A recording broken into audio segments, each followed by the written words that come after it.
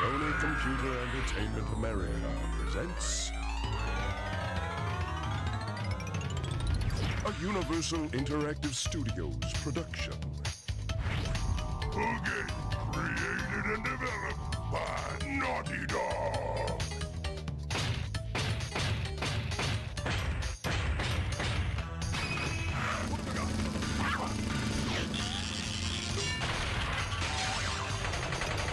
Bandicoot War. God, I love that intro. What's up, everybody? The Langburner 98 here again, and wow, damn it, I keep forgetting this is test commentary. Jesus Christ. Well, anyway, this is Crash Bandicoot Warp, and I figured I'd do another test commentary with another game from a series that I love. This is the second part of my childhood, and this is the first cutscene, so I'll shut up.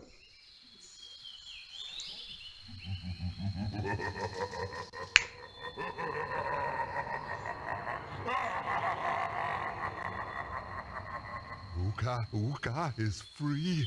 No, it cannot be. Evil, great evil has come. Did they really have to shut him out? Jesus Christ. None have dared to fail to break Uka even once.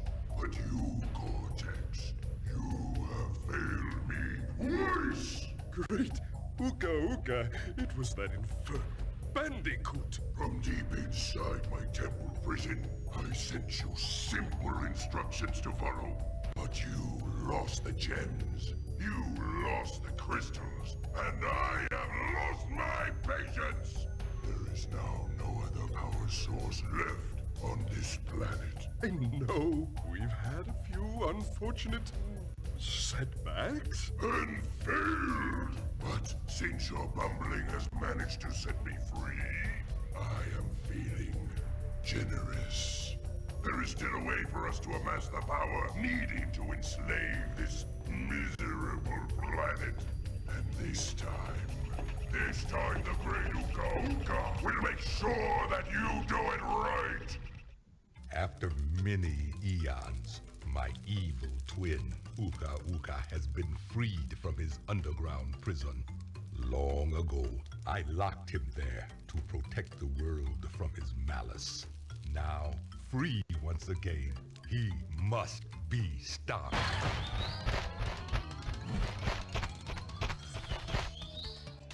Children, Uka and Cortex plan to use this time-twisting machine to gather crystals that lay scattered across time.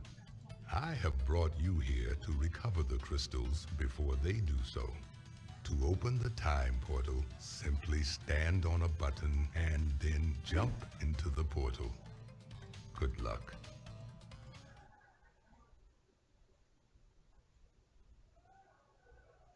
Alrighty, now I can start talking again. Why does Cortex always have to fuck up and then get scolded for it? Or at least that's how it is from the Crash games from this point onward. And it's weird that the person with the same voice actor is scolding him.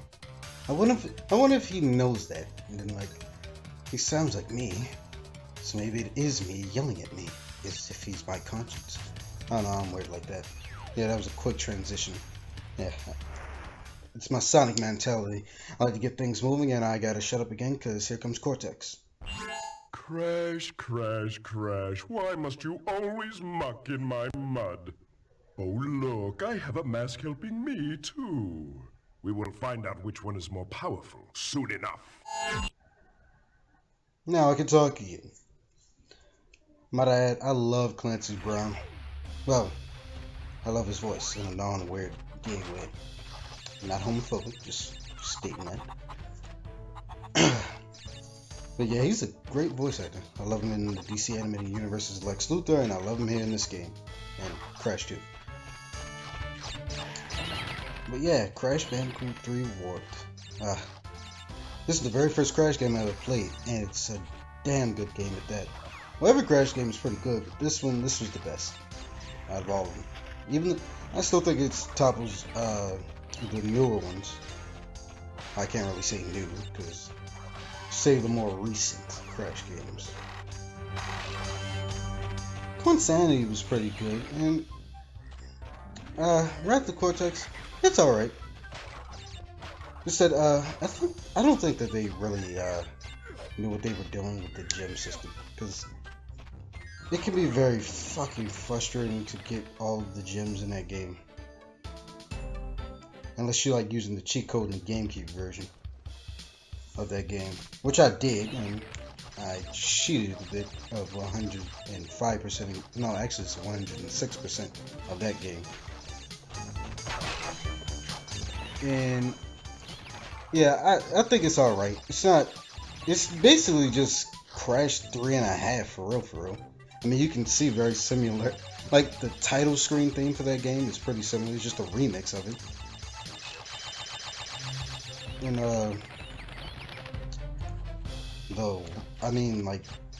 how you go through levels is pretty similar in terms of the warp room things and all shit and shit like that.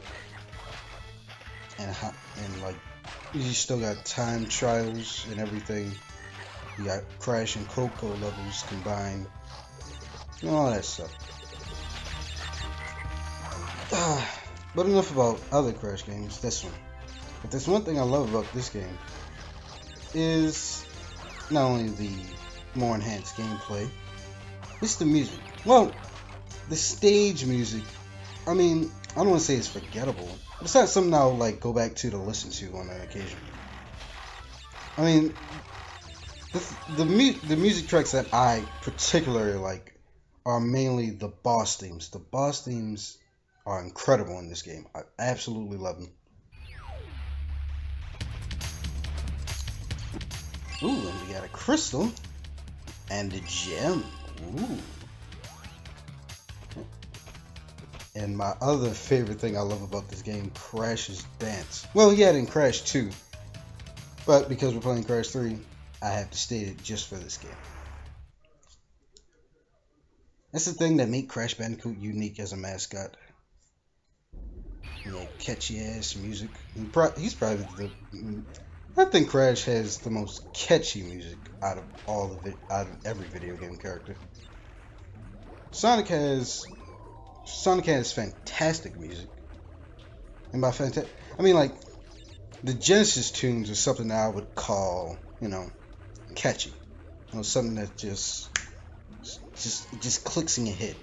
Now, if you're talking about like his 3D titles, like the vocal tracks and shit like that, I don't want to necessarily say it's catchy, but like, because when I think catchy, I think like something that's like has like a beat to it, like a nice beat that you.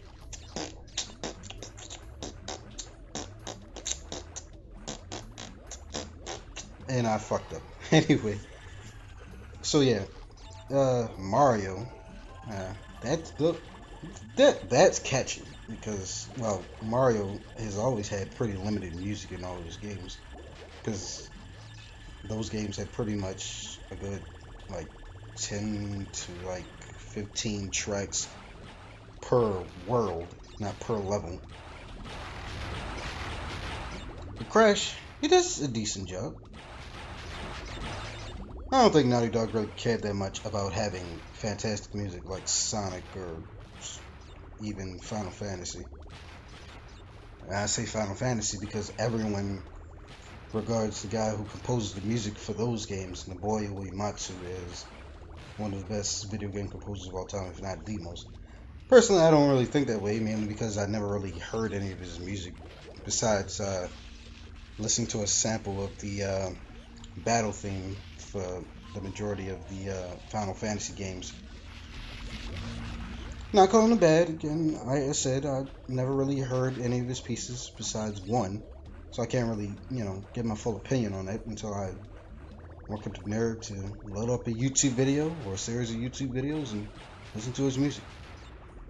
Matter of fact, on my phone, I mainly, and my computer as well, because I store them on there as like, a backup. That way, if I have to make more space on my phone, I can automatically delete any songs that I may have on there because it's eating up my battery.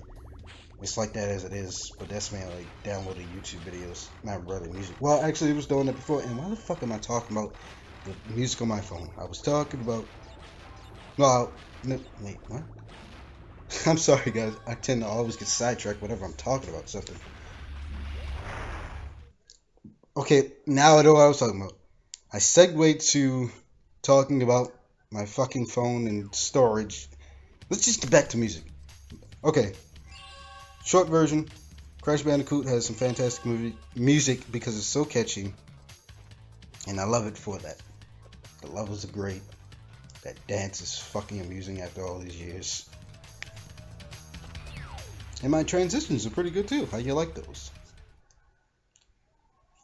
Here we go to Orient Express. Coco. The first Coco stage in general. Coco stages are pretty fun. I mean, Coco's levels are never like platform levels. They're either, she mainly takes up the animal riding and the jet ski stages, and a certain boss later on in the game. Well, I guess I really shouldn't be so like what's the word? You know, I'm just gonna say I shouldn't be so cryptic. Yeah, that's fine. I shouldn't be so cryptic about like, you know, spoiling shit, because this isn't like a Let's Play. Even though I'm thinking of, when I start doing Let's Plays, what should I start first? Should I just make a list of games I want to do first, or should I just pick at random of things of games that I play on a regular, you know, replay over and over again, like this game 2, Crash Bandicoot 2, or certain Sonic games, or maybe well, I would have said Mega Man, but like, I just started playing Mega Man games and just started getting into them. Pretty fun. Pretty goddamn hard, especially number 1.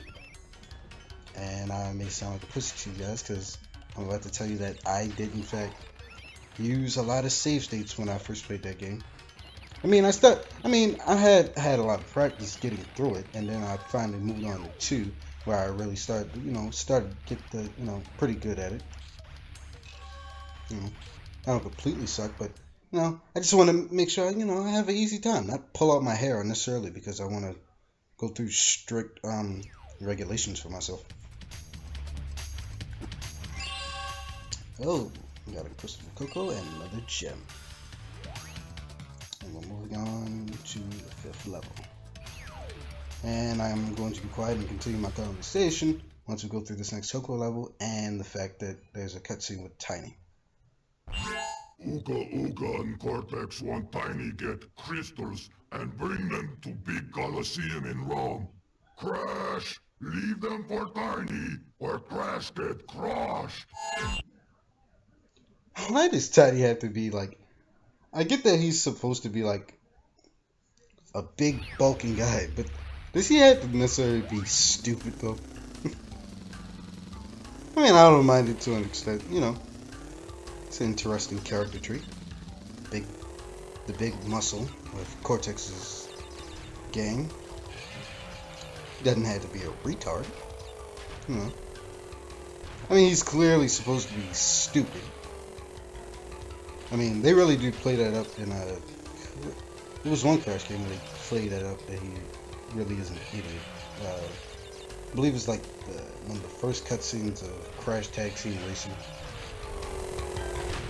Yeah, he was playing with something of Cortex's, either that or he was helping Cortex and Engine test something out, and he accidentally fucked Engine over when they were trying to like either move something, or he accidentally broke something. And then he said it, and then when he was apologizing, he said it like he was an idiot, like he was brain dead or something. And then Cortex basically amused him by saying, "Yes, Tiny, it's okay. It's not your fault that you're stupid. It was just a design flaw.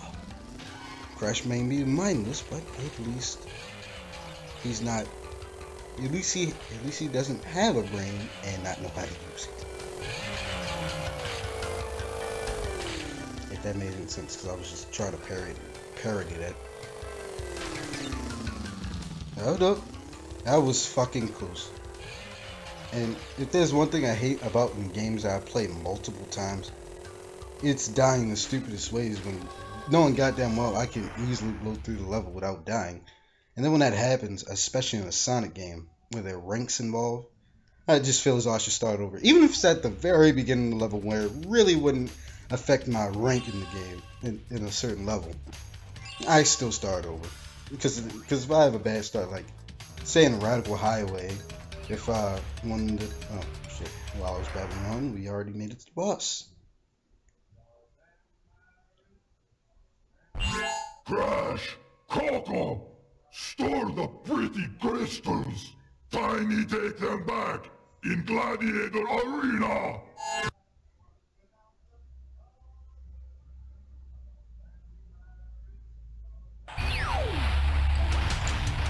Where the fuck is Cortex sitting there?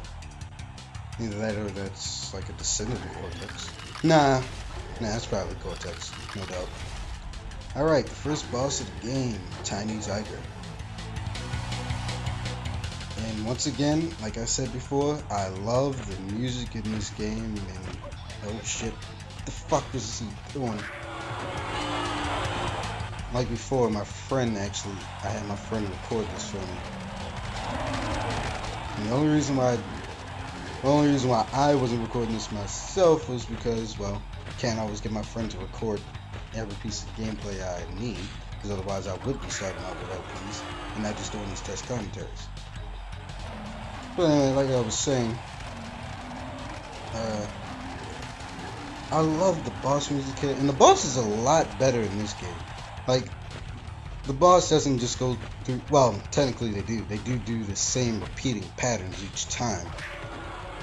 Well, Tiny anyway. Oh, look, we got a power up. The supercharged body slam. I almost said belly, but who knows? Kind of what it is. Well, I got a few minutes left, so let's bet. Wait, well, just remember, another cutscene. Well done, children. By defeating Tiny, you have unlocked the gate to the next time travel area. Go back to the center of this time twister and save your progress if you wish.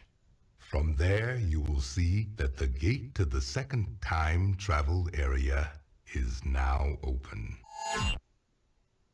Alrighty, so we're done with the first warp room, eh? And we're at the end of the video.